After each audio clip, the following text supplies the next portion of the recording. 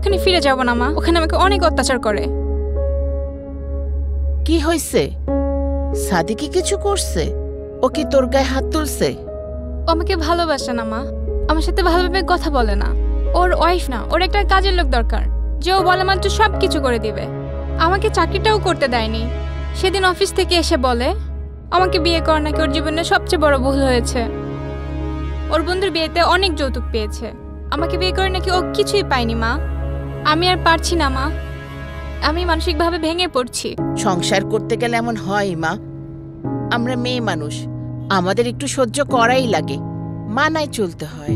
মা, এই কথা তুমি বলতে পারলে? আমরা নিজেরা নারী হয়ে যদি আরেক নারীর যন্ত্রণা না বুঝি তাহলে কে বুঝবে?